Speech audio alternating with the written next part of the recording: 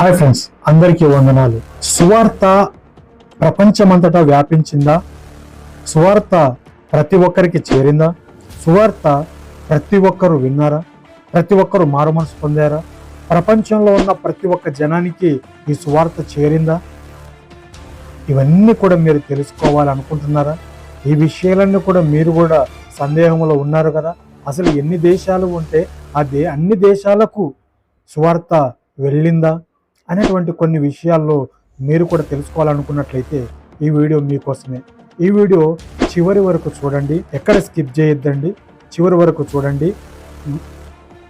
అదే రీతిగా మన ఛానల్ సబ్స్క్రైబ్ చేయండి, లైక్ చేయండి, షేర్ చేయాలని ప్రభు పేరిట మనవి చేస్తాం.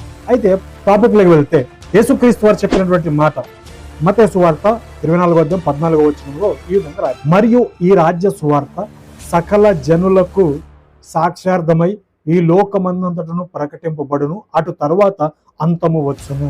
అది ప్రపంచానికి అంతము రావాలి అని అంటే ప్రపంచం మొత్తం సువార్త చేరాలి. అసలు చేరిందా? అనేక చోట్ల సువార్త ప్రకటింపబడుతుంది కదా, అనేక మందికి సువార్త వెళ్ళింది కదా అని అనుకుంటున్నాం మనం. కానీ ఇంకా సువార్త తెలియని వారు ఎవరైనా ఉన్నారా అని మనం చూసినట్లయితే ప్రపంచంలో మొత్తం దేశాలు వచ్చేసి 195 ఉన్నాయి సుమారుగా. అయితే సువార్త ఎంతవరకు చేరింది అని మనం చూసినట్లయితే వాస్తవానికి దాదాపు అన్ని దేశాలలో ఏదో రూపంలో సువార్త ఇప్పటికే చేరింది. చాలా దేశాలలో చర్చిలు, విశ్వాసులు కూడా ఉన్నారు. అయితే అంటే కొన్ని దేశాలకు మాత్రమే చేరింది అనేది మన ఊహకు మాత్రమే ఉంటుంది. కానీ ప్రపంచమంతటా వ్యాపించింది, అనేక దేశాలలో ఉన్నదని. కానీ ఇంకా పూర్తి కాలేదు ఎందుకు? అందుకే బైబిల్ చెప్పబడినటువంటి మాట మత్తయి సువార్త 24:14 ఈ రాజ్య సువార్త సమస్త లోకమునందు ప్రకటింపబడును, ఆ తర్వాత అంతము వచ్చునని రాయబడింది. ఇక్కడ దేశాలు ప్రాముఖ్యమా, లేకపోతే ప్రతి జనమును, ప్రతి ప్రజలు అని? అయితే ఇక్కడ చూసినట్లయితే ప్రతి జనములు, ప్రజలు అంటే పీపుల్ గ్రూప్స్ అని అర్థం.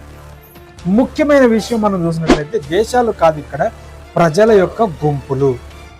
ప్రపంచంలో మనం చూసినట్లయితే సుమారుగా 17,000+ పీపుల్ గ్రూప్స్ ఉన్నాయి, అంటే జాతులు, వంశాలు ఉన్నాయి. సుమారుగా 7,000 వరకు ఇంకా పూర్తిగా సువార్త వినలేదు. వీరినే అన్రీచ్డ్ పీపుల్ గ్రూప్స్ అంటారు. సింపుల్గా మనం చెప్పుకోవాలి అని అంటే దేశాల పరంగా దాదాపుగా పూర్తయింది, కానీ ప్రజల గుంపుల పరంగా ఇంకా చాలా పని మిగిలి ఉంది. అందుకనే వారందరికీ కూడా చేరాలి. అందుకే దేవుని యొక్క రాకడ ఇంకా ఆలస్యంలో ఉందనేది మన యొక్క ఈ మాటను బట్టి మనం ఆలోచించుకోవచ్చు. ఉదాహరణకు ఒక దేశంలో సువార్త ఉన్న కొంతమంది తెగలు, అడవి ప్రాంతము, తర్వాత ముస్లిం, బౌద్ధ, హిందూ, ప్రత్యేక సమాజాలు, వీరికి ఇంకా యేసు గురించి స్పష్టంగా తెలిసి ఉండకపోవచ్చు. కాబట్టి వీటిని కూడా దేవుడు అవగాహనలోకి తీసుకొస్తాడు. అందుకనే ప్రతి ఒక్కరికి ఈ సువార్త ప్రకటింపబడాలి. ఎవరు అంగీకరించినా అంగీకరించకపోయినా, చాలా మంది అంగీకరించిన వారే ఉన్నారు, వింటున్నారు, వినే మట్టుకు వింటున్నారు కానీ అంగీకరించట్లేదు. కానీ ఇక్కడ చెప్తా ఉన్నారు అంగీకరించాలి, అంగీకరించిన వారు లెక్కలేక వస్తారు.